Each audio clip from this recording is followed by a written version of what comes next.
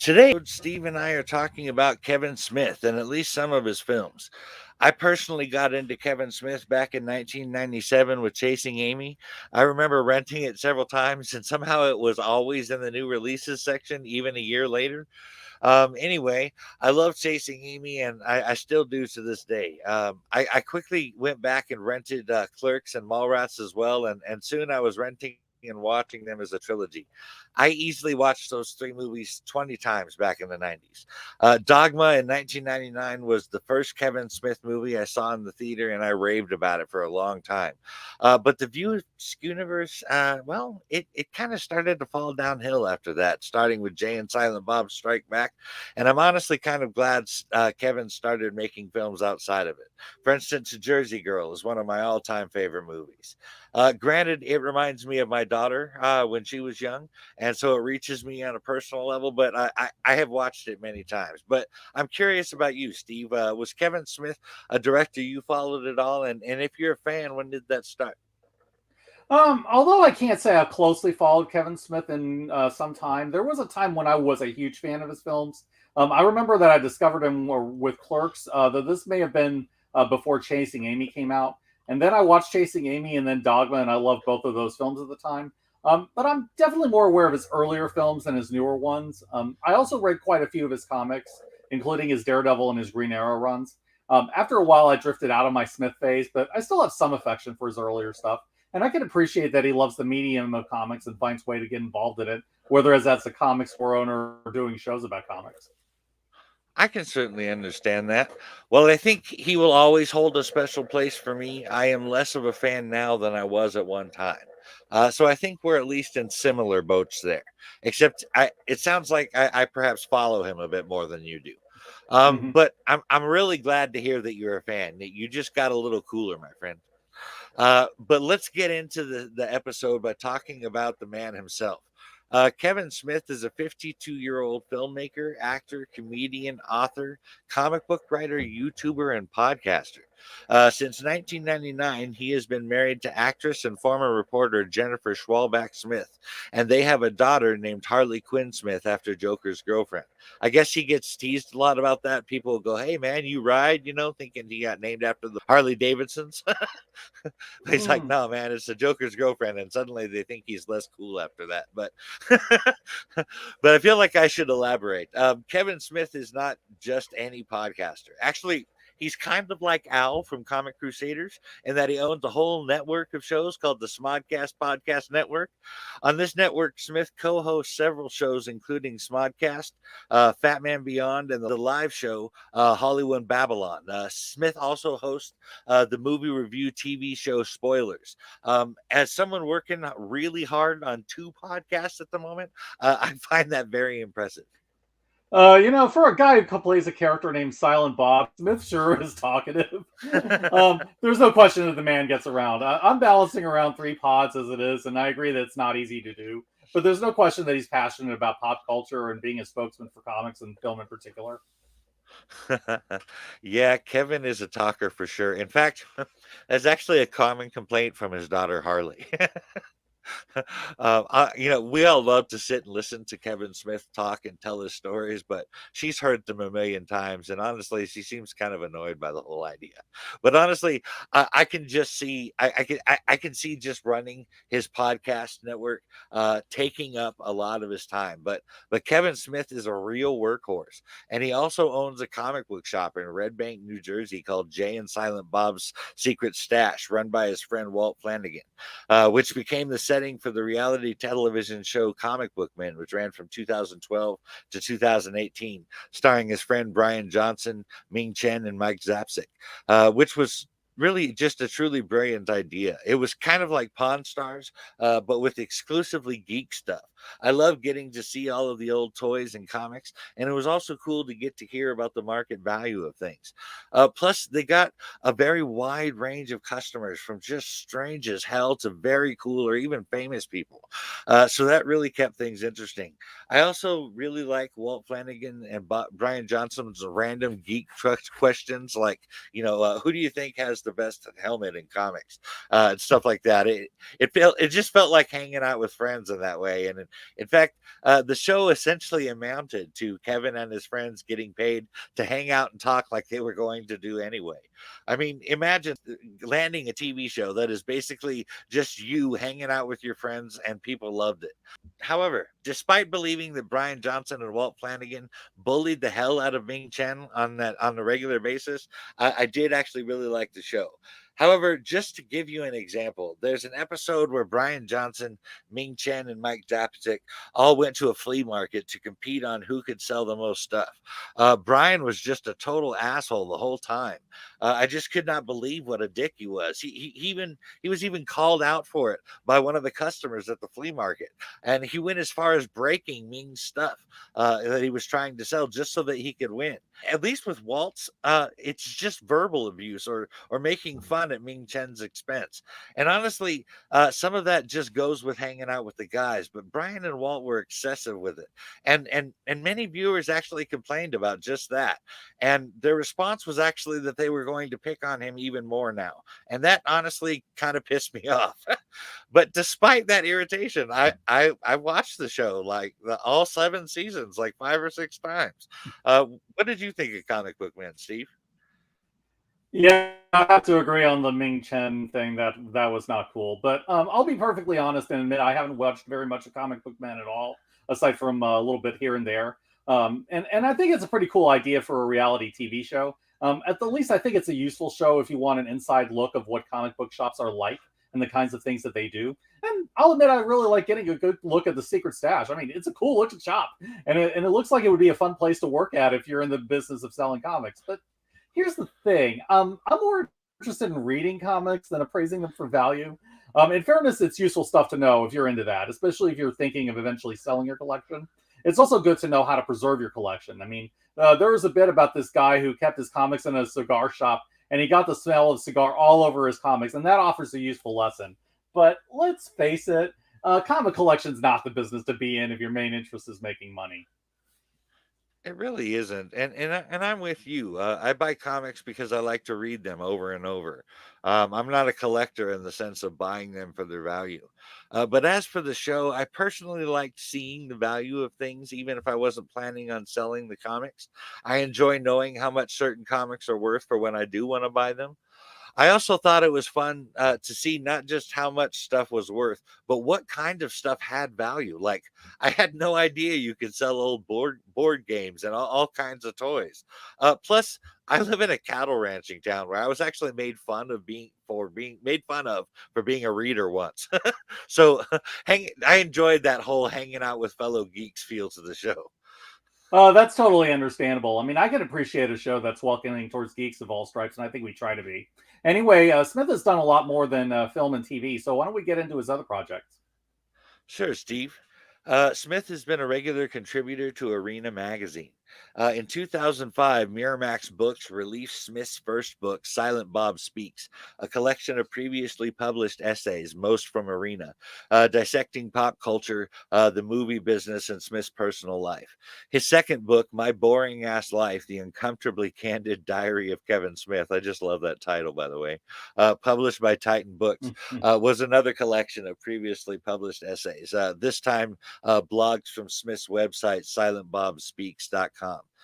And actually reached number 2 on the New York Times bestsellers list. Titan released Smith's third book, Shooting the Shit with Kevin Smith, The Best of the Smodcast, on September 29th, 2009. Um, I will say that there are not many people from the comics world who have been active in as many different media forms as Kevin Smith. The closest I can think of is Neil Gaiman, who has done film, television, animated feature films, novels, and other things. But Smith is well up there if he's not the record holder. Oh, for sure. I think he might be the record holder. I mean, consider this, listeners. We're not even done talking about all that he's done and is doing currently. In fact, my man Steve here is about to tell you about Kevin Smith in comics. Oh yeah, Kevin Smith lives and breathes comics, and they've always been a huge part of his life. Though I haven't personally read these, Smith's early forays in comic books dealt with previously established View Askew characters, and they were published by Oni Press. He wrote a short Jay and Silent Bob story about Walt Flanagan's dog in Oni double feature #1, and then he followed that with a Blunt Man and Chronic story in Oni double feature 12. He followed these with a series of Clerks comics. I mean, the first was Clerks, the comic book, which told of Randall's attempts to corner the market on Star Wars toys. The second was Clerks Holiday Special, where Dante and Randall discovered that Santa Claus lives in an apartment between the Quick Stop and RST Video. And then third was Clerks: The Lost Scene, showing what happened inside Poston's funeral parlor. This story was later animated in the TV series style and included as an extra in the 10th anniversary Clerks DVD. So comics, cartoons, and film weave into the universe to form a larger whole, which is a trick you don't see done that often. You really don't see that too often. In fact, I when I think about it, I can only think of 3 franchises that have ever done that: Star Trek, Star Wars, and Planet of the Apes. And as a side note, Smith, to my knowledge, is a fan of all 3 of those franchises, Star Wars especially. So I would not be surprised if emulating that was not part of his thing. Oh, I'd say it almost certainly was intentional. I mean, Smith is too steeped in pop culture. Notes from those series. Smith then wrote the series Chasing Dogma after this, which tells the story of Jay and Silent Bob between the films Chasing Amy and Dogma. He also wrote the trade paperback Blunt Man and Chronic, which was published by Image. This purports to be a collection of the 3 issues of the series done by Holden McNeil and Banky Edwards of Chasing Amy fame. It includes a color reprinting of the story from Oni Double Feature number 12, purported to be an early appearance by McNeil and Edwards. These stories have all been collected in Tales from the Clerks, which also includes a new Clerks story tying into the Clerks 2 material and the story from Oni Double Feature number 1. They were previously collected by Image Comics in 3 separate volumes, one each for Clerks, Chasing Dogma, and Blunt Man and Chronic. And in 1999, Smith actually won a Harvey Award for Best New Talent in Comic Books. Man, I really want to read that Chasing Dogma comic. That sounds cool. Also, while Blunt Man and Chronic is not a comic I would normally read, as it is supposed to be the 3-issue series done by Bank Holdup from Chasing Amy, I do want to see that. I'm guessing that Harvey Award in 1999 was for his work on Daredevil, and if so, that was well deserved. But I believe you wanted to talk about that run, Steve. Sure, I love to. So here's where I become familiar with Smith's comic work, although I was aware of the Askew Universe books. Now, in 1999, Smith wrote Guardian Devil, which was an 8-issue story arc of Daredevil for Marvel Comics, and it was illustrated by Joe Quesada. This was the arc that ushered in the Marvel Knights imprint, which featured titles such as Christopher Priest's Black Panther, which I highly recommend, and the Paul Jenkins Jay Lee Inhuman series. The success of that line with Smith's Daredevil as its flagship title is what led to Quesada becoming editor-in-chief at Marvel. If you want more details on Guardian Devil, I suggest checking out our Daredevil episode on ORP, where we go into the story in detail. I will say that Smith took some real chances on the book that got real attention to it, and which set up later successful runs on Daredevil. Yeah, we talked a bit about that run in our Daredevil discussion, but I just have to mention that I was shocked a couple of times during that run, like jaw on the floor, eyes wide open, shocked. But especially by the ending, I was not expecting the villain to be who it was. Oh, neither was I. That arc loved to throw curveballs, and it did so really well. From there, Kevin Smith would also do some work for DC that laid the groundwork for Green Arrow titles to come for some time. He produced a 15-issue tenure on Green Arrow for DC Comics that saw the return of Oliver Queen from the dead and the introduction of Mia Dearden, a teenage girl who would become Speedy after Smith's run had ended. The Resurrection arc is a bit slow-paced, but worth checking out, especially since it has some really nice art from Phil Hester. And the new Speedy also would turn out to be controversial, since Mia will later be revealed to be HIV positive.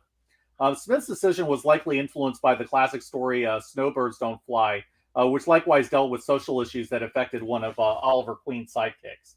Now, Smith later turned to Marvel after this, but he was plagued with delays because of film conflicts. He wrote 2 miniseries. One was Spider-Man Black Cat, The Evil That Men Do, and the other was Daredevil Bullseye, The Target, both of which debuted in 2002. Spidey Black Cat was 6 issues long, but problems arose when the 3rd issue was published 2 months after the initially scheduled release date. As a result, the final issues were delayed for at least 3 years, prompting Marvel to release an In Case You Missed It reprint of the first 3 issues as one book before the remaining issues were released. The delay in part was due to Smith's work on Jersey Girl and then Clerks 2, which caused him to shelve completion of the miniseries until the films were completed. The book also raised some controversy over the issue of sexual assault, specifically in the case of Felicia's portrayal in that series. Smith was later announced as the writer of an ongoing Black Cat series and the Amazing Spider-Man in 2002, but because of the delays on Evil That Men Do and the Target, the plan was changed so that Smith would start a third Spider-Man title. But even that got away from Smith because of delays. The book was eventually launched in 2004 by Mark Miller instead. Spider-Man Black Cat was finally completed in 2005, but Daredevil Bullseye the Target remains unfinished with one issue published. I doubt we'll ever see the book he completed, but I guess anything's possible, so I guess we'll see if it finally happens. Sounds like Kevin Smith basically made himself like butter over too much bread. I certainly get wanting to do a whole bunch of stuff. I know that I wish I could do that, but there's just so many hours in a day, and Smith's plate, as we've been discussing, is pretty freaking full already. That probably was the case. He likely committed to more than he was able to do at the time, sadly. Fortunately, Smith gets a bit more productive again with his return to DC.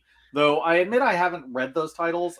Smith wrote the limited series Batman Cacophony with art by his friend Walt Flanagan, which ran from November 2008 to January 2009.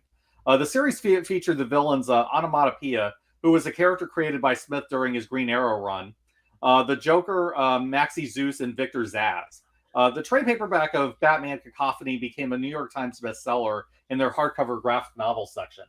Now, in 2010, Smith wrote a classic, well, maybe not classic, but we'll see, six-issue Batman miniseries, The Widening Gyre, for DC, which was also drawn by Walt Flanagan. The series was initially planned as 12 issues, with a long break planned between issues 6 and 7. After issue 6 was published, Smith and Flanagan's work on their reality show Comic Book Men extended this planned break longer than was expected. It was decided in the interim to release the remaining issues as a separate series. Batman Bellicosity, scheduled for 2016, but it remains unreleased to this day. Maybe one day it'll see the light of day, especially with the rash of Batman projects getting the green light at DC now. But for now, there's no sign of it.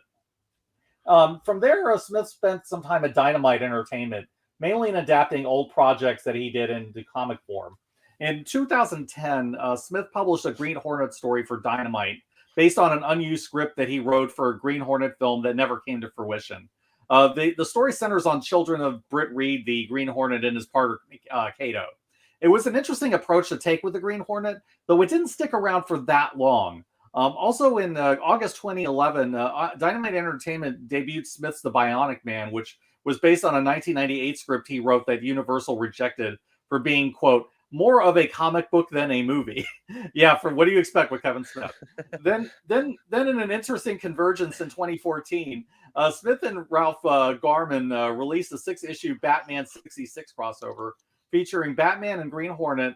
Batman 66 meets the Green Hornet. Kevin Smith still appears now and again in the comics landscape to this day. On March 7th, 2022, it was announced that Dark Horse and Smith would be teaming up to publish the books of Secret Stash Press, a new publishing line by Smith.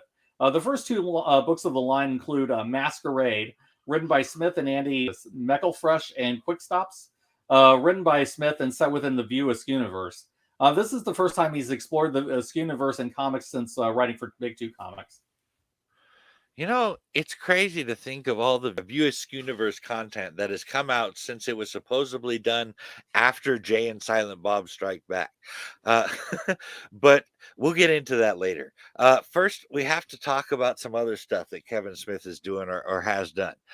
Kevin Smith has a unique twist on a Q&A stand-up comedy style that I've really enjoyed. There have been 5 of them altogether. An Evening with Kevin Smith from 2002, An Evening with Kevin Smith 2, Evening Harder in 2006, Sold Out, A Threevening with Kevin Smith in 2007, Kevin Smith Too Fat for 40 in 2010, and Kevin Smith Burn in Hell in 2012. Kevin is a huge storyteller and not a short one. In these Q&As, I've seen a person ask a question and Kevin will tell a couple of different annotated stories and go off topic a few times as well before getting around to answering the person's question about 30 minutes later. That actually adds another layer of hilarity to the show. Kevin's stories are very funny, and Kevin really tells them well. And actually, he did do a stand up special on Showtime called Kevin Smith's Silent but Deadly in 2018. That particular show was filmed 1 hour before Smith had a heart attack, and that really stands out for that reason. And this was not just a little heart attack; the dude had a pretty massive heart attack. Kevin had really had to turn things around health wise after that. But the change was good. And I think he's actually happier now. He seems healthier. He genuinely seems like he's doing well. But as far as my liking his Q&As and stand up, I might be somewhat biased. I have been a Kevin Smith fan for 25 plus years. And Kevin Smith has moved over into well, you know how there's comfort food? Well, Kevin Smith is kind of comfort entertainment for me. Uh, I'm not usually one to follow celebrities' personal lives, but between interviews and TV shows, his Smodcast network, these Q&A documentaries that he does, and the live videos he does on Facebook, I do feel like I kind of know the guy, and from what I can tell, he is mostly an open book. And especially if you're following on Facebook too, if he's having a thought about something or an experience, he will often share it with commentary. I don't know any other celebrities that are so accessible like that. What do you think about that, Steve? Yeah, I don't think there are too many others that would do that either. But you're definitely way more of a Kevin Smith fan than I am. I'm a lot more casual in my interests. I mean, Smith is a person that I pay occasional attention to, but I don't watch like every single thing he does. I vaguely remember that he did the occasional comedy stand-up thing, but I haven't really watched any of those. But I do like that he branches out and works in different genres and formats as much as he does. That's fair enough. To each his own, as they say. But at this Mm. point, I think we need to move on to the films that really put Kevin Smith on the map. And there's no better place to start than the film that garnered him a cult following. Way back when he was 24 years old in 1994, he released a low budget black and white film called Clerks that actually won him a few awards. And we will get into that film in just a minute. Clerks would go on to launch a universe of films called the Viewers Universe that, as of this recording, included 8 films. Clerks from 1994, Mallrats from 1995, Chasing Amy in 1997, Dogma in 1999, Jay and Silent Bob Strike Back from 2001, Clerks 2 in 2006, the Jay and Silent Bob reboot from 2019, and Clerks 3, which is supposed to come out this year in 2022. I've even heard tell of a Mallrats 2 coming up.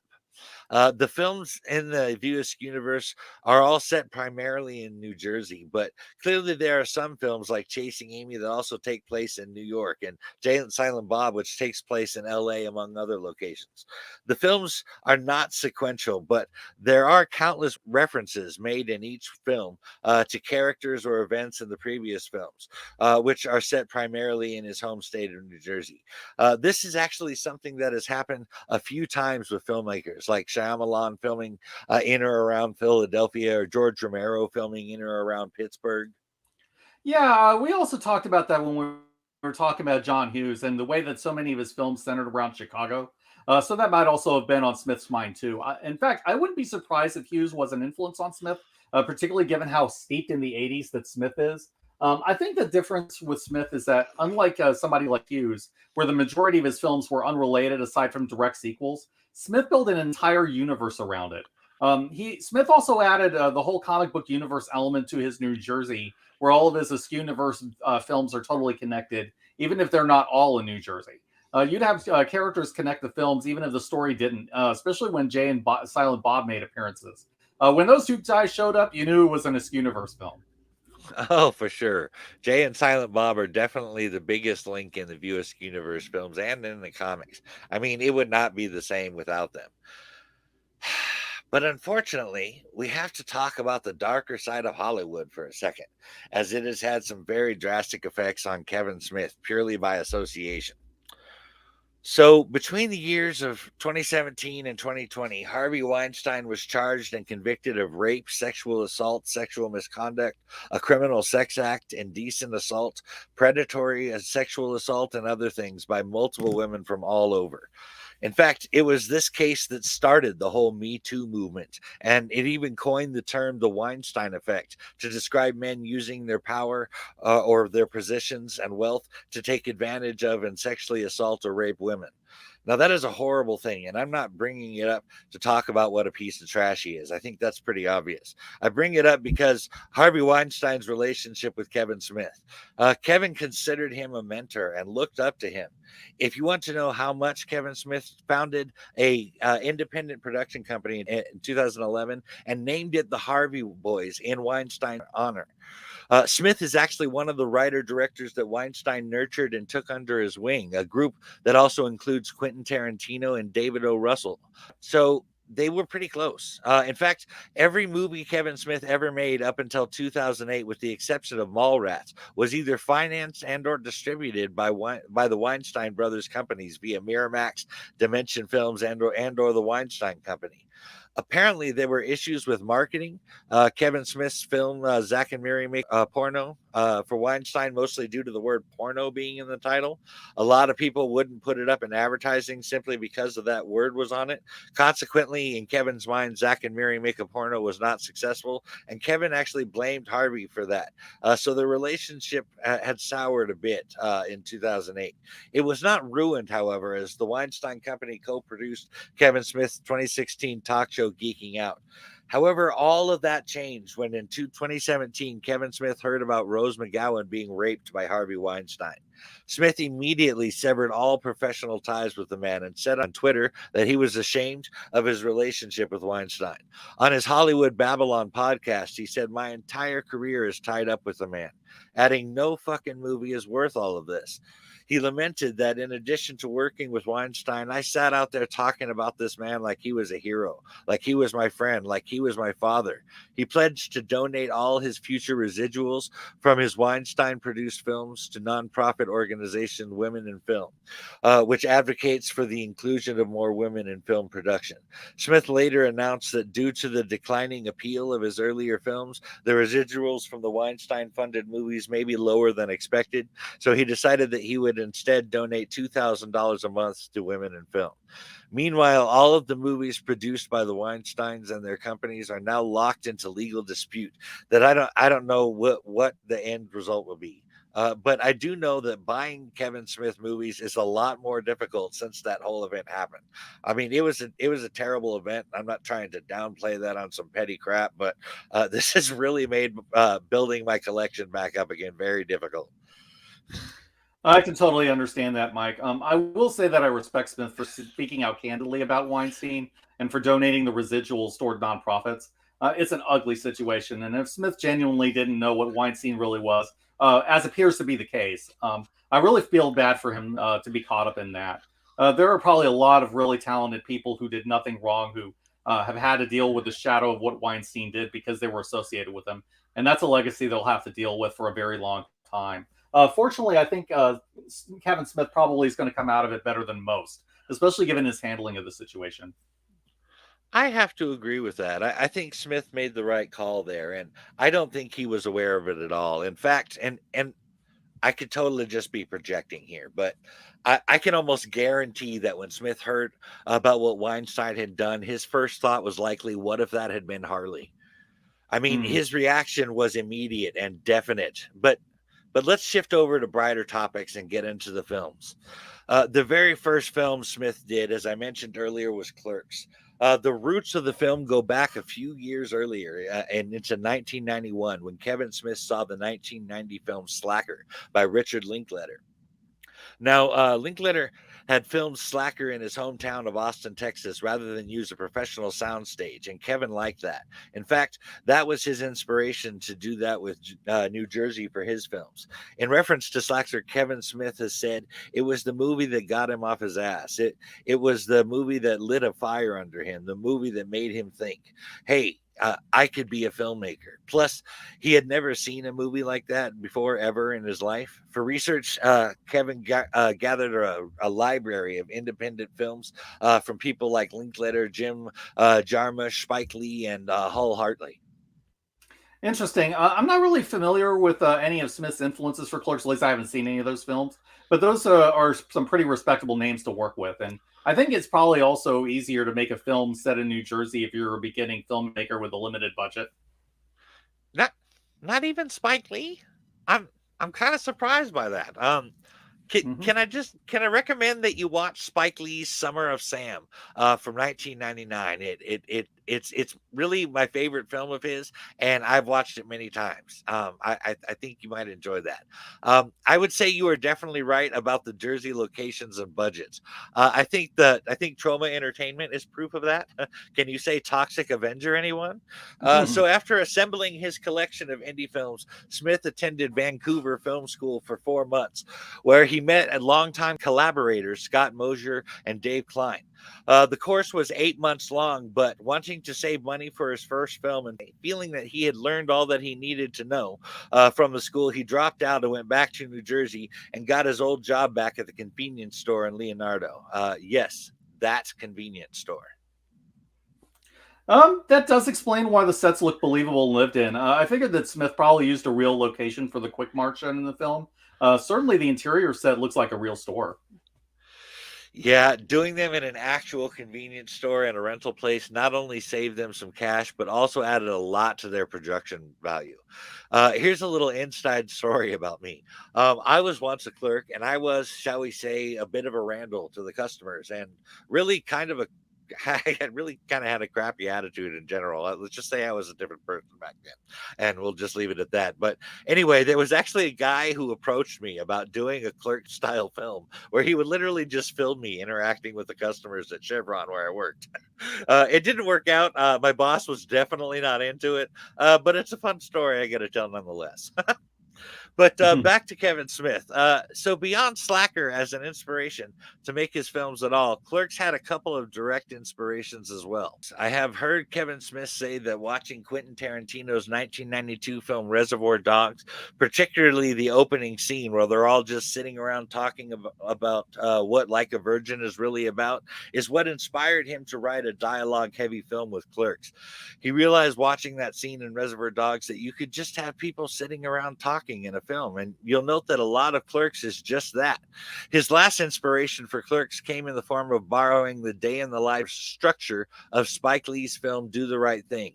In 2004 doc, The Story of Clerks, Kevin Smith reveals that the original title of the film was Inconvenienced. Then it was changed to Rude Clerks, and then eventually just shortened to Clerks.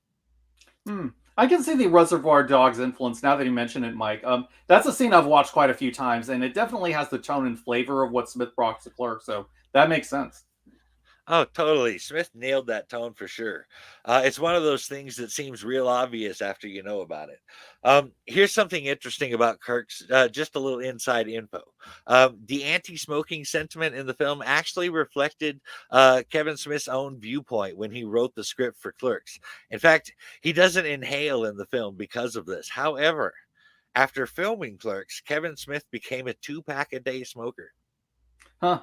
This is an issue that I have a personal connection with because my father was a huge smoker and I lost him when I was in my early teens. So I totally get where Smith is coming from on one level. But when it comes to taking an anti smoking position in fiction, there tends to be a couple of different approaches to it. Some people like to minimize it or reduce it and act like it's not a thing, like Joe Quesada did when he was in charge of Marvel Comics. I prefer to approach it the Garth Ennis or Chris Claremont way, where you honestly address the realistic consequences of smoking and use that as the lesson. Smith did it a bit differently, which I find interesting. I did find the way Clerks did it to be funny and pretty clever, where you had the mint gum salesman deliver the anti-smoking lecture and then show that the whole thing was a sales pitch. It was a really cool bit of comedy, but also made a lot of sense too. Yeah, it's really just too bad about the 2 pack a day thing. I can't help but notice that Joaquin Phoenix is still smoking after working on Joker, and to my knowledge, he didn't smoke before that. I guess it's just an occupational hazard. But let's talk about the behind the scenes and making of stuff for Clerks. Armed with knowledge and influence, and of course, a script, Kevin Smith decided to shoot his first film about clips in the very place that he worked as a clerk with his friend Brian Johnson, working at the video store right next to the convenience store where Kevin worked at, just like in the movie with Dante and Randall. Kevin Smith has said on many occasions that Dante Hicks is based on himself and Randall is based on comic book men co star Brian Johnson. Kevin raised the minuscule budget of $27,575 for Clerk's budget by selling off his precious comic book collection, an insurance settlement involving his car, which had been destroyed in a flood, borrowing $3,000 from his parents, and maxing out 12 credit cards. To save money, Kevin Smith hired mostly his friends and acquaintances to play the various roles in the film. But it was this shoestring budget of $27,575 that was a big part of why this film has been black and white. A number of different types of lighting were used in this and would have required a lot of post production to resolve issues relating to the varying color temperatures. With black and white, this was not a problem. The store Clerks was shot in was the actual store that Kevin Smith worked at from 6 a.m. to 11 p.m.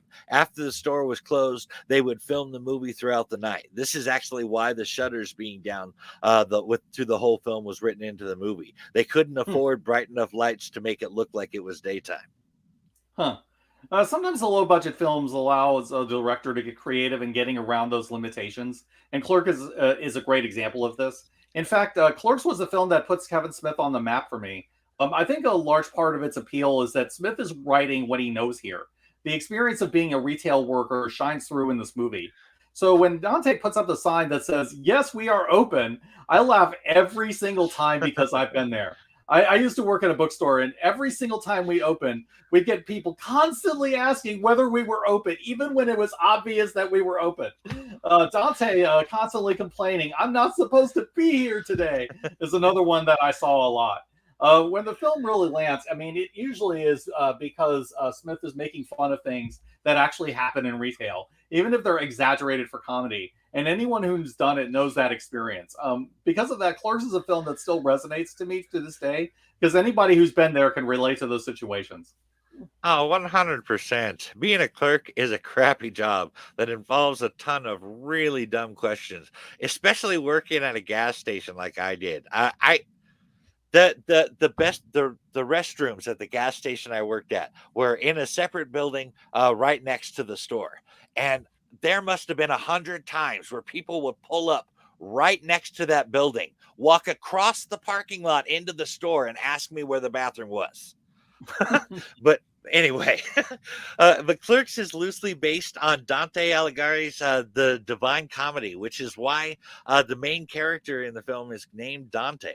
I've even heard that there are 9 breaks in the film that represent the 9 rings of hell, and that could totally be true, but there are way more than 9 of those breaks in the film, so I'm not positive which ones are actually the 9 breaks they're talking about. There's vilification, syntax, vagary, purgation, malaise, harbinger, perspicacity, I believe that is, Yeah. paradigm, whimsy, lamentation, juxtaposition, catharsis, and denouement. And I'm actually missing 1 or 2, I think. Do you have any theories on which one of those might be the breaks Kevin put in to signify the 9 rings of hell? I'm not completely certain what Smith's intention was, to be honest. It's been a really long time since I studied the Inferno, and the topography of hell in the Divine Comedy gets somewhat complicated. If I were to guess, I'd say that the breaks are meant to represent the different layers or bulgias that lie in the eighth circle of hell, which is called the Balabulge. And yes, this is where the Balabulgia from Spawn gets its name, in case you were wondering. There were specific areas there laid out for seducers, flatterers, simoniacs. I mean, they were basically people who granted church favors for bribes. Sorcerers, corrupt politicians, hypocrites, thieves, the counselors of fraud, the sowers of discord, and the falsifiers. There are also 4 different layers in the ninth circle as well, representing the different levels of treachery until you get to Satan himself. Now, it might be that Smith was thinking of some of those, but I honestly don't know if his titles line up so well with the Inferno beyond just thematic connections. Fair enough. At least I'm not the only one confused by it. Um, One of the funnier moments in the film was Randall reading off that list of pornos while that lady was standing there with her daughter. But check this out. Randall and the happy, scrappy hero pup lady, as she's listed in the credits, and her daughter are not actually in the same room at the same time. If you'll notice, Jeff Anderson reads the first couple of lists of movies, which aren't bad at all. But as soon as they get to where he starts listing porno movies, their screens are split. Jeff Anderson, who played Randall, refused to read the list of porno movies in front of her, and especially in front of a child.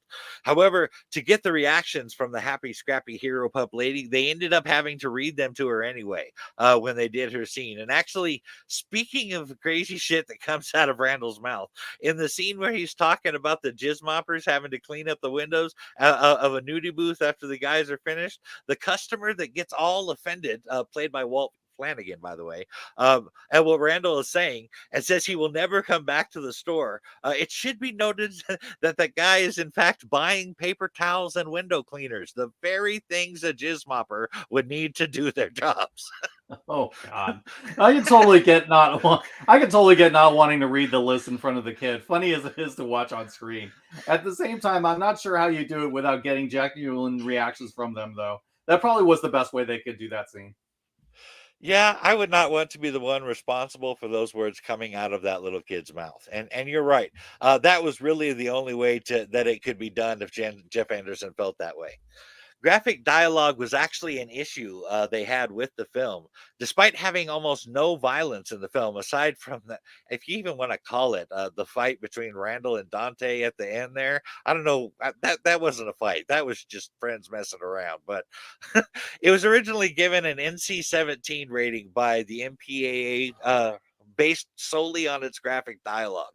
The film's distributor Miramax hired an attorney and successfully got the MPAA to drop it down to an R rating without any cuts. That's actually saying something, as Miramax is notorious for editing a film without a filmmaker's consent. There was apparently an alternate ending to the film originally where a robber comes in and shoots and kills Dante at the end of his shift, which Miramax believes should not be in the film, but was willing to allow it if Kevin Smith wanted to leave it in there. Luckily, Kevin Smith decided against that scene and took it out because that just would have ruined the whole film, in my opinion. Yeah, that's kind of a downer ending, and I think it goes against the tone of the film. It might have been realistic, perhaps, but most of the film is essentially a comedy. It's too much of a tonal shift for me. I mean, I think the anti as a character deserved better than to be killed like that, and I'm glad that Smith changed his mind. Yeah, yeah, that was a right move for sure. So as I mentioned earlier, Kevin Smith is a huge Star Wars fan, and he often makes references to the films in his movies. Clerks is no exception, and actually, he brings up something I'd like to talk about for a minute. In Dante and Randall's discussion about the destruction of the Death Star and A New Hope compared to when it was destroyed in Return of the Jedi, Randall points out that when the first Death Star was destroyed, everyone on board was imperialist, so they were all part of the evil empire. However, in Return of the Jedi, the Death Star was still under construction and therefore still had tens of thousands of construction workers still building it when it was destroyed. Essentially, folks just trying to feed their families that were just there to do their job and had no affiliation with the empire. My question for you is, was it the fault of the construction workers for taking the job that they should have just known they might die if they take the job, or was it a careless action on the part of rebels, or worse, a willing sacrifice on the part of the rebels, knowing that with their deaths the empire would fall? Yeah, that's a tricky situation. After the destruction of the first Death Star, it would certainly be considered a huge risk to take that job. I mean, Imperial propaganda aside, the entire galaxy probably would know that any Death Star would be a huge target for the rebellion, whichever side you're on. Also, we're talking about a job that probably takes you away from your family for a significant length of time. This is a huge construction project. I can't imagine anyone would do that without really thinking out the risk beforehand. And oh yeah, they signed up to build a planetary weapon of a mass destruction for a Sith Lord. Everyone who took the contract probably made that decision with their eyes reasonably wide open. I'm not going to say that absolutely everybody on board deserved to die. I mean, the risks were known, and I think the ethical considerations were as well. And sadly, this was a civil war. I mean, collateral damage sometimes happens, and there's just not much you can do to prevent it. I don't think the rebels had much choice in that situation either. It was their best chance to capture or kill Palpatine, and any delay in destroying the Death Star opens up a greater risk that innocent worlds might die the way that Alderaan did. It sucks that good people may have been killed as well in that battle, but I don't know how it could have been avoided without greater loss of life. I see. The old thing about the needs of the many outweighing the needs of the one or the few, if I might inject a little Star Trek into that discussion. I can Yeah. certainly understand that perspective. I think I fall on the surgical strike side, but you do make a good point about them knowingly building a Death Star. That just comes with risks at the very least. It had to have been a thought that crossed their mind. But now it's time to talk about Kevin Smith's second film, which was 1995's Mallrats and serves as a prequel to Clerks. The film, like Clerks, was again written and directed by Kevin Smith, who also plays Silent Bob. Many of the same folks that were in 1994's Clerks also had roles in Mallrats, including Jason Mewes, who played Jay again, but also Kevin's friend Walt Flanagan and Bryant Johnson, who would go on to start their Tell 'em Steve Dade podcast based on one of Walt's lines in Mallrats, and co-star in Kevin Smith's AMC show Comic Book Man. But the film also introduced a lot of people, including myself, to the likes of Jason Lee, who played Brody, Claire Florani, who played Brandy, Ben Affleck, who played Shannon Hamilton, and Joey Lauren Adams as Gwen Turner. It should be noted that Kevin Smith was actually dating Joey Lauren Adams at the time.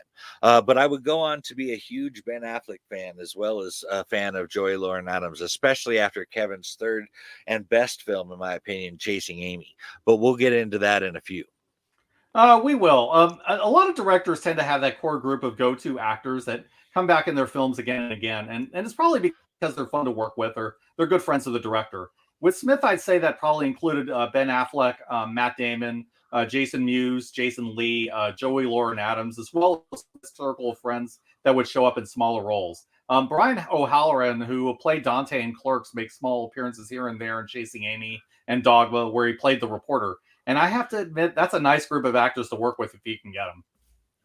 I imagine that the familiarity adds to the ease of production and working together as well. I know Omen Comics runs so smoothly because of how we have all become accustomed to working together. But if we Mhm. could get back to Mallrats, granted, in 1995, this kind of raunchy comedy was more my thing than it is now. Uh, but aside from nostalgia, there are some things about the film that I still really like. But the first and foremost is Jason Lee as Brody. It should be noted that Jason Lee had exactly zero acting experience when he took the role, which is kind of surprising considering how well he does. In fact, he was a professional skateboarder up until that point. That makes it all the more impressive that Lee's character Brody was easily the standout character in the film, at least for me. And his performance really made me a fan. I was rolling on the floor with him when I first watched the film and quoted several of his lines for years. I mean, fuck you, fanboy. You fuckers think because a guy reads comics he can't start some shit? I still say fuck you, fanboy, to this day. Another one I used to quote back in the day was, I suddenly want something very bad to happen to you. In fact, Jason Lee would go on to do some of my favorite lines in Chasing Amy as well. I have told many people that their mother is a tracer, for instance. I also use the phrase agenda of rage to this days. But how about you, Steve? Did you have a favorite character, and were there any particular lines or moments that you liked? I really enjoyed the Stan Lee cameo. I mean, there's a lot in Mallrats that I usually forget after a while, but that scene stuck with me. The Stan character in this movie comes across as a believable person who offers real wisdom to Brody while he's processing his breakup. Nothing he describes in his story to Brody probably ever happened, but the way that he talks about channeling that one regret into his superheroes, that rings true. That's a real writer thing that probably many creators have done. And then at the end, when it turns out that Stan really did make the whole story to Brody up, it's legitimately funny. It's a scene that hits many different notes, but it all works. That is a great scene, and Stan does it well. I'm particularly fond of the scene since his passing. But speaking of comic book creators, let's talk about Kevin Smith's 1997 classic, Chasing Amy. There are many that would say that Chasing Amy is Kevin Smith's best film, and the stats would agree as well. Kevin Smith spent $250,000 making Chasing Amy, and it earned 12 million at the box office. That is quite a payday. From a quarter million to 12 million, that's a jump. That's impressive as hell, especially for an independent film. It also ended up on several year-end best lists from critics. It also won 2 Independent Spirit Awards, one for the screenplay and one for Jason Lee's performance. Although, if you ask me, Joey Lauren Adams deserves some kind of award for her performance in the parking lot during Alyssa and Holden's fight. It was also the first time I had seen Ben Affleck in a serious role. I would go on to see him later in Good Will Hunting the very next year. And it was really those 2 performances that made me a huge Affleck fan. As I mentioned earlier, Chasing Amy is when I became a Kevin Smith fan. He had already gathered a cult following, and I happened to be dating one of them in 1997, and I was instantly hooked when she introduced me. Even Quentin Tarantino said that Chasing Amy was a quantum leap forward for Smith, and I think we can agree that Chasing Amy is just that. But I don't want to speak for you. Did you like the film? And when you compare Chasing Amy to Clerks and Mallrats, would you describe it as a quantum leap forward? And if if not, how would you describe the film and Smith's skill level, comparatively? I think I would. I remember really liking this film when it debuted, and I think it still holds up now. There's no question in my mind that Smith improved noticeably by the time he got to Chasing Amy. I mean, Clerks was very much that little independent film that got him attention, much in the vein of something like THX was for George Lucas. Mallrats was Smith's next step, and it was a solid little comedy. But I feel like with Chasing Amy, Smith managed to make a movie that works both as a serious film that makes real points about love while also keeping that comedic edge. It plays somewhat like a rom com in some ways, but it also deals with societal expectations and social acceptance when it comes to relationships. The Smith who made Chasing Amy is a young filmmaker who is starting to mature at his craft now that he's gotten a few films behind him. That maturity shows in the way the movie is written and shot. There's a real consistency that comes across.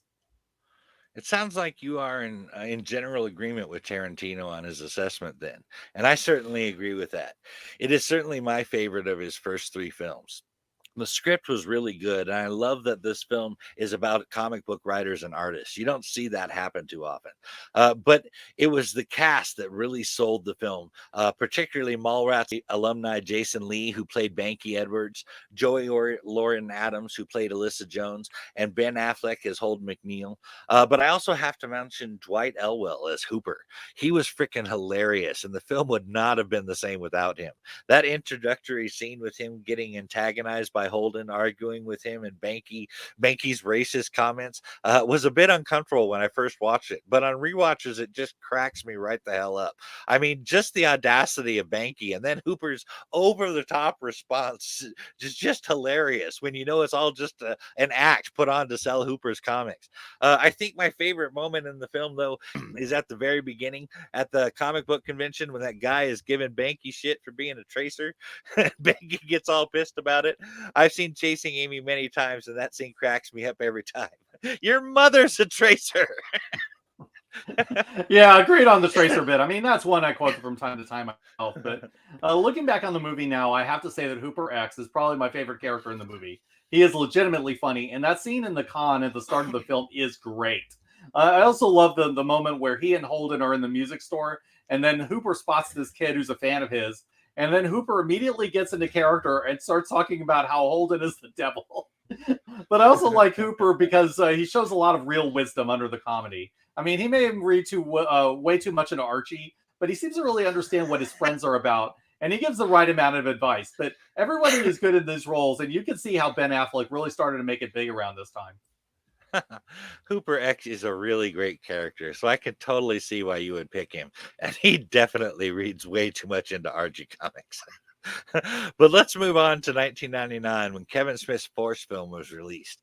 And it was a long time coming. If you remember way back at the end of Clerks, Kevin added Jay and Silent Bob will return in Dogma. But Dogma wasn't the next film as it was Mallrats, nor was it the film after that, because since that was Chasing Amy.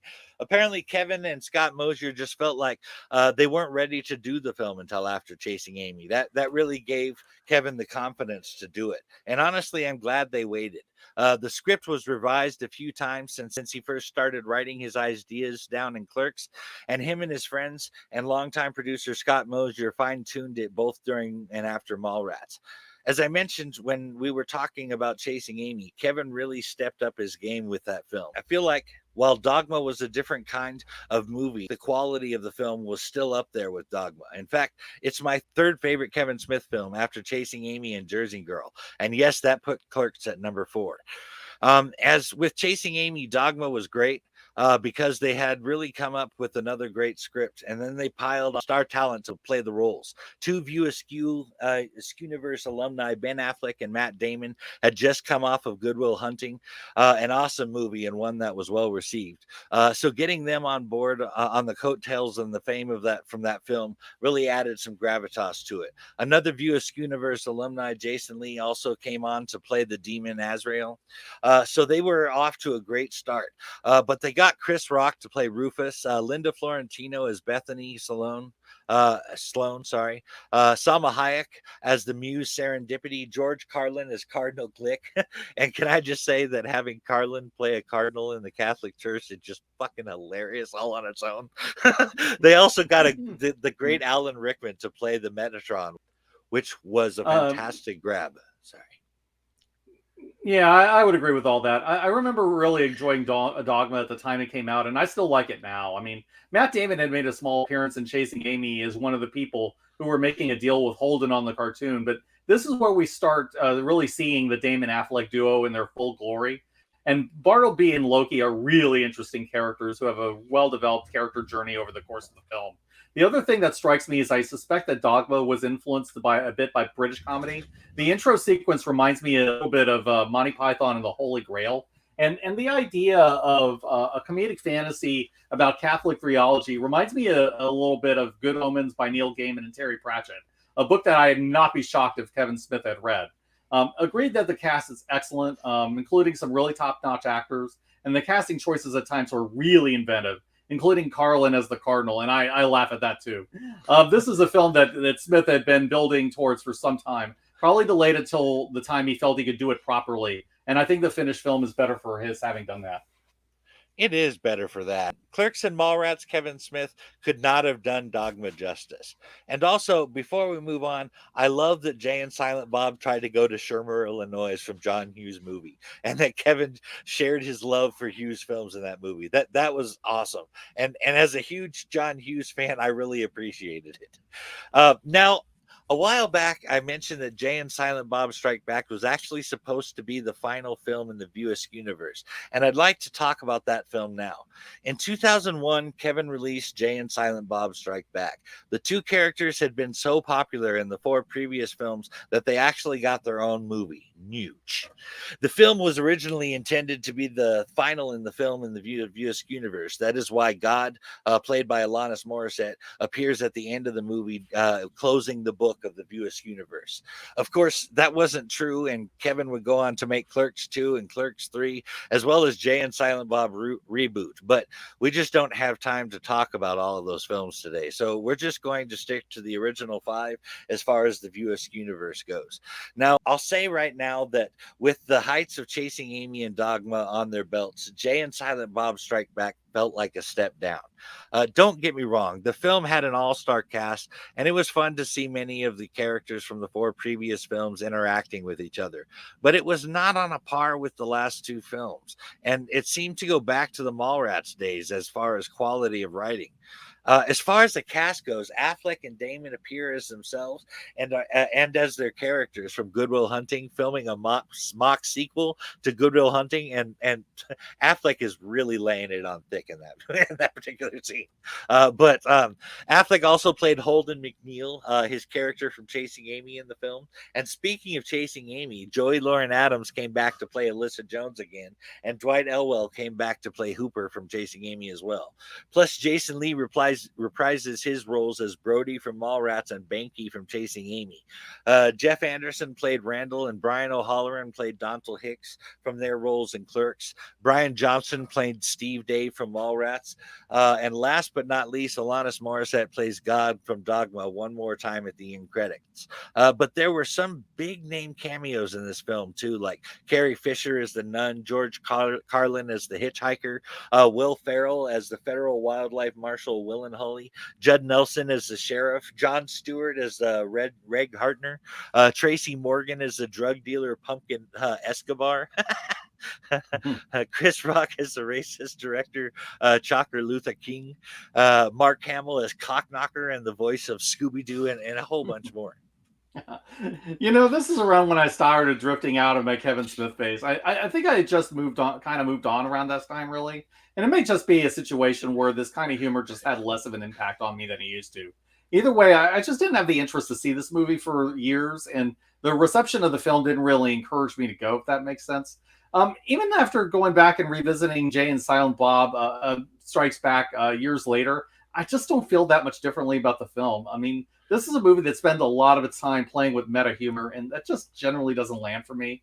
Though I will say there are exceptions here and there. When Ben Affleck asks who'd spend money to watch a Jay and Silent Bob movie, and then all three of them look straight at the camera, that was a good moment. I got a small chuckle at the Scooby Gang appearance, mainly the moment when Jay gets stoned and the dog starts talking. They cast the live action Scooby Gang really well too, including Mark Blucas, who played Riley on Buffy as Fred. And some of the celebrity guest appearances were fun, especially Carrie Fisher as the nun and George Carlin as the weird hitchhiker. I just love that Carlin is just one of those guys who Smith kept bringing back again and again while he was alive. I love that too. And in that same way, I appreciated Stan Lee's cameo in Mallrats even more since he died in 2018. I find that I look back at Carlin Smith cameos in the same way. Agreed. It makes you really appreciate how great they both were. But I come away from this realizing that Jay and Silent Bob work best in small doses, not as the leads in a feature film. I think the Chasing Amy description of them as Rosencrantz and Guildenstern meet Vladimir and Estragon is probably on the nose, and look them up if you don't know what they are. They're designed to be walk-ins in someone else's story, do their thing, and they walk off the stage. But part of the problem is making them the focus is that Jay gets really annoying when he's on the stage for too long. He's funny in small, manageable doses, but he gets irritating the longer he's allowed to go on. I think that probably hurt this film, honestly, because Jay is going on constantly. Jay and Silent Bob Strikes Back just feels flat to me compared to the earlier films, but this eventually leads to Smith trying a change in direction. So why don't we talk about that?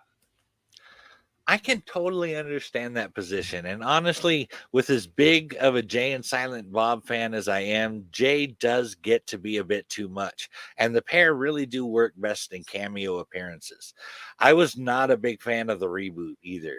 But as you said, Smith went on a very different direction with his next film. Jersey Girl came out in 2004, and they call it a dramedy, I guess. Jersey Girl was written, co-edited, and directed by Kevin Smith. It stars Ben Affleck as Ollie Trinky, Liv Tyler as Maya Harding, George Carlin in his final on-screen appearance before his death as Bart Trinky, aka Pops, Stephen Root as Greenie, Mike Starr as Block, and the amazing Raquel Castro who played Gertie Trinky. Here's a funny thing about the actress, though. She has since grown up, but I refuse to even look at pictures of her as an adult because it would shatter the illusion for me. I need her to stay that little girl in my mind. I'm sure that it is no coincidence that Ben Affleck's character was named Ollie, considering that Kevin Smith had just gotten off of doing a 15-issue run on Green Arrow for DC Comics prior to Jersey Girl coming out in 2004. I have to say that I feel like Smith really sprang back with Jersey Girl as far as quality goes. And it really marked a turning point, albeit a brief one, in the kinds of stories Kevin Smith could and would do. Jersey Girl, unlike Smith's other movies, is surprisingly a very wholesome film that celebrates coming into the next stage of adulthood and the family unit. In a way, it seems to lift up the common everyday man and woman with a family and a simple life. It even seems to say that being fulfilled and content in a simple life without all the fame and hustle and bustle of the big city is still honorable, good, and precious, even. Yeah, I hadn't seen this movie for years, and after seeing it, I wish I had seen it back then. I'd heard that Smith had gotten back into form with this film, and I do think that this is probably his best after Chasing Amy and Dogma. A major reason for this is that Jersey Girl is a more mature film than the kind of comedies that Smith is known for. I mean, not just because Smith lays off on a lot of the frat humor from his earlier stuff, but because he's exploring more adult themes and issues from a different perspective than his earlier films. The characters in this movie are all extremely likable for the most part, and the story in general feels more personal than anything Smith had done before this. There's an authenticity and realness to this film, and even the comedy bits land better than a lot of other Smith films. I also have to give Ben Affleck a huge credit for this film. I mean, he shows a lot of range in his role as Ollie, and Affleck hits all the big emotional moments. I'm actually really happy to hear you say that. I could not agree with you more. Jersey Girl is a very personal movie and gets me right in the feels every time I see it. Also, Affleck did an amazing job in the film. Jersey Girl has some big emotional moments too, so that's pretty impressive. Oh, absolutely. I'm guessing that Smith moved it into a different stage in his life, and his art around this time was reflecting that. I've noticed that happens sometimes to creators who started off doing edgier work and then started having kids. They start producing either kid-friendlier or more emotionally mature stories. So this strikes me as Kevin Smith in a more mature phase, at least from my understanding of this film. But I imagine his core audience would have expected something different than a film like this, Mike. Am I too far off on that? Oh, no, you are not, Steve. Jersey Girl was not well received by fans or critics when it came out. In fact, Kevin spent 35 million making the film and only made 36 million in the box office. One of the reasons the film took a critical beating, according to Kevin Smith himself, is that Jersey Girl was seen as a giggly too because it starred Ben Affleck and his then girlfriend Jennifer Lopez. To try and alleviate this Smith actually heavily re-edited the film to reduce Lopez's role to just a few scenes, but it did not help as that was only part of the problem. Kevin had made a cult following about movies full of, in Holden McNeil's words, dick and fart jokes, and a lot of fans and critics hated such a heartfelt movie from Kevin Smith specifically because it was Kevin Smith, the dick and fart joke king, that was making the movie. Kevin would go back to what he was famous for, but things had changed for him. He wasn't a 20-something kid obsessed with chasing women in comic books anymore. He had matured, become a husband and a father, and much like Ollie Trinky, he had moved on to the next stage of adulthood. Take into consideration the effect that the story had in the succeeding Buick Universe films too. In Jersey Girl, Ollie Trinky realizes that his simple life in New Jersey with his friends and family and the woman who loves him is what really made him happy. And he didn't need the bright lights of the big city or the great job. In Clerks 2, Dante has a similar revelation and decides to stay in Jersey working with a minimum wage job and his friends and the woman who actually loves him instead of moving to Florida with his fiance and a real job. Even Zach and Mary Make a Porno ended with Zach and Mary falling in love and getting married. It's really a shame that this movie didn't make a huge impact on a commercial level. I mean, I remember reviews that were favorable at the time, but sometimes you become so well known for doing a specific kind of thing that audience expectations put you in a box, and it sounds like that happened to Smith here. But I feel like I should defend this film a bit more actively because I was genuinely impressed with it. Smith tried his best to transition away from the kind of films he was known for, and as a film, I think Jersey Girl succeeded in that. I like that he takes George Carlin, who mainly appears in Smith's previous films as a big comedic character, and gives him this grounded, salt of the earth role as Ollie's father. Carlin's probably my favorite thing in this movie, not just because he delivers on the funny lines, and Carlin was a great comedian, but when he's called on to do the serious moments, like when he has to give Ollie an intervention about acting like a proper father for his kid, he absolutely nails it. I mean, Smith also found a good child actress, which, by the way, is always a risk. And this kid is credible and believable. And she looks like the daughter of Jennifer Lopez to boot. And there are some moments that, in hindsight, are now unintentionally funny, like Batfleck picking up Gertie in the Sweep Sweeper and make it out like he's driving the Batmobile. There's just a lot of little moments that range from funny to heartwarming to emotionally powerful. I also don't really think it's fair to make the giggly comparison just because Affleck and Lopez were in this movie together. I mean, as you say, Jennifer Lopez isn't really in it that much, and we only see her character briefly in the beginning. Doubly so because Gertie's mother is not really the center of the story anyway. I mean, this is about Ollie's relationship with his daughter, and to a lesser extent, the family they built in the Highlands. And as you say, Ollie's journey is about realizing that he already has what's most important in his life, which is his daughter, his father, Maya, and the people he's built his life around. And I think that's a really good character journey that's delivered in an effective way. It really is well delivered character arc that allows you to follow along with him. I particularly like that contrast between him starting out thinking that his job was the only thing that he was ever good at in the beginning, to ending with him saying that the only thing he's ever been good at is being a dad. I honestly don't see how anyone who has a daughter, but especially a father, even dealing with aging or even dealing with aging parent, cannot love Jersey Girl. I mentioned already about how Jersey Girl reminds me of my own daughter and when she was young, and that's a precious time for me. But with aging parents as well, this movie gets me right in the feels every time I watch it. That dedication at the end to Kevin's father, for my father, Donald E. Smith, from 1936 to 2003, that would have been touching enough considering the story that had just been told. But then that last line, "I miss you, Pop," that man, that almost makes me tear up every time. But my heart just goes out to the guy. Likewise, I have a feeling that Bart probably drew a lot on Smith's father as an influence. Like Smith put a fair amount of his own life into the movie, and this is what I think makes this film stand out. I think there's a real emotion coming from Smith, and it's in every frame. I don't tend to watch a lot of family films like Jersey Girl, but this one feels so honest and genuine. Like Smith wanted to make a deeply personal film about parenthood. I can't help but think that Smith was thinking of his father when thinking about fatherhood in general and the general themes of this movie. I mean, having to take on that role makes one look at your own parents in a different way. And I can't help but wonder if Smith felt that way too. Oh man, it is baffling how much becomes clear in regards to your own parents once you're holding that child in your arms. And that understanding, it just increases as your child grows. Jersey Girl definitely touches on all of that.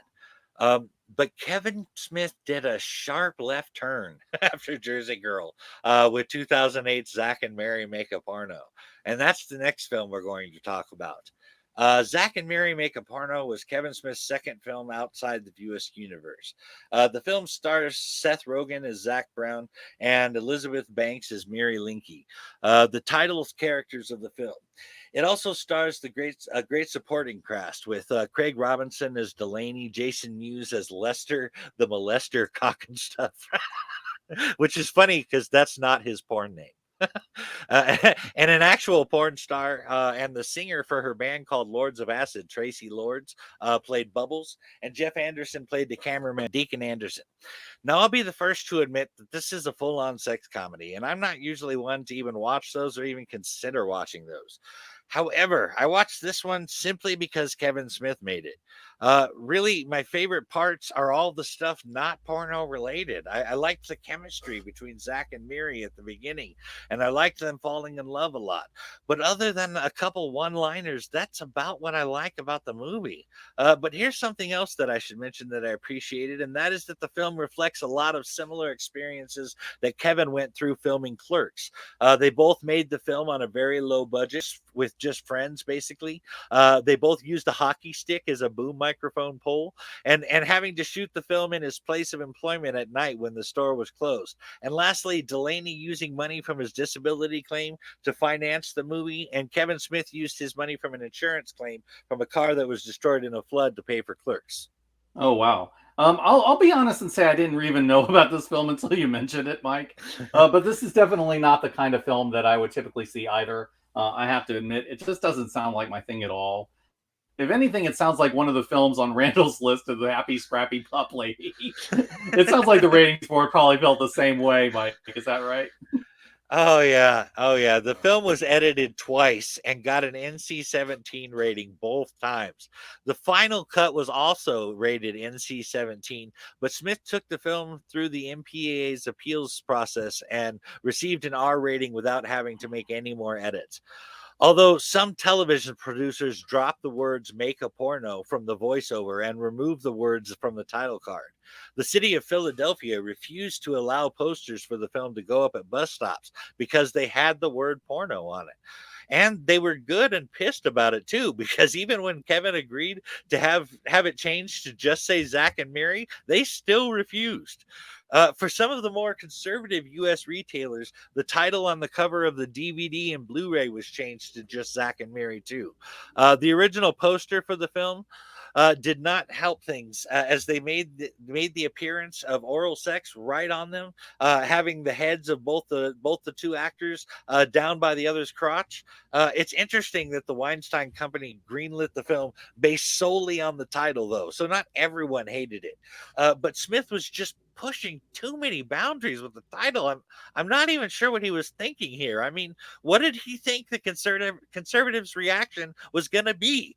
He's had plenty of raunchy things in his films. Granted, they weren't straight up sex scenes, but the point is that he didn't need it. It didn't need to all be said in the title, in my opinion. I would have left the porno plot line for the previews and just called it Zack and Mary. Oh man, that title's really provocative. And yeah, Smith was never going to earn brownie points from the Maryland Pretty crowd with that one. On the one hand, I think the original title grabs a lot more attention. On the other, there's just no way that title would ever fly for mainstream audiences. I mean, Zack and Miri is the safer title, I agree, but it just lacks a certain something.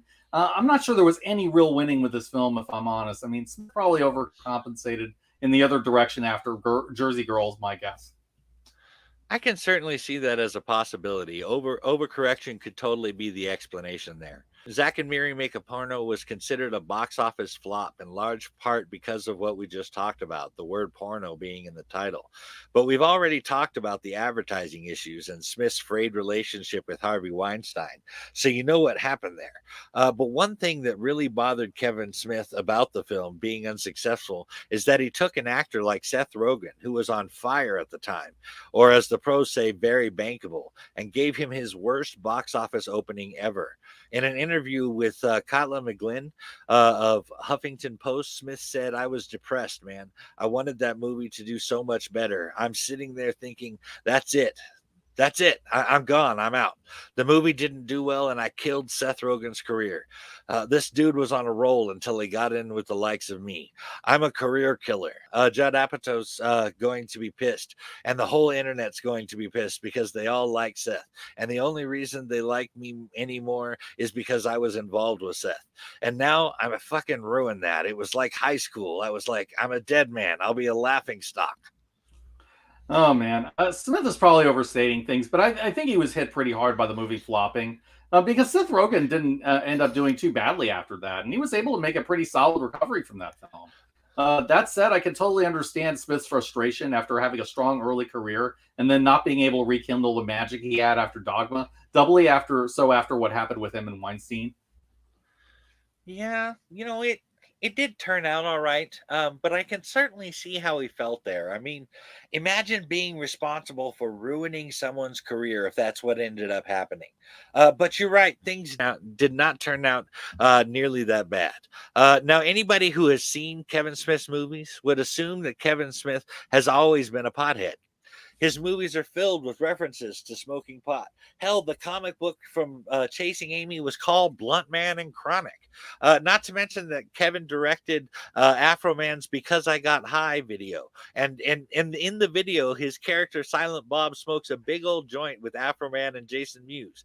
However, you might be surprised to learn that Kevin Smith was never a pothead up until Seth Rogen turned him onto it after Zack and Miri Make a Porno. Seth Rogen has said said that he waited around the whole time filming Zack and Miri, all the way up until the last day of production, for Smith to come up and ask him to smoke with him. But Kevin, not being a pot smoker, obviously never did. So Seth finally approached Kevin and said, "What's up? Am I in a Kevin Smith movie or what? Why haven't we been smoking?"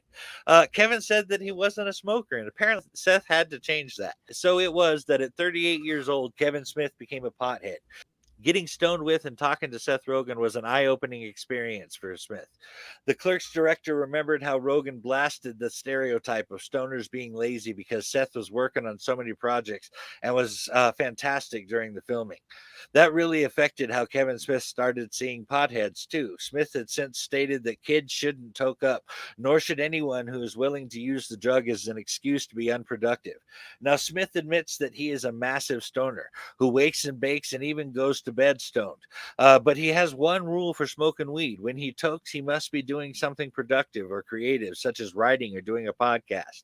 Smith has credited his recent productivity on weed because he wants marijuana, but to enjoy it, he must be productive.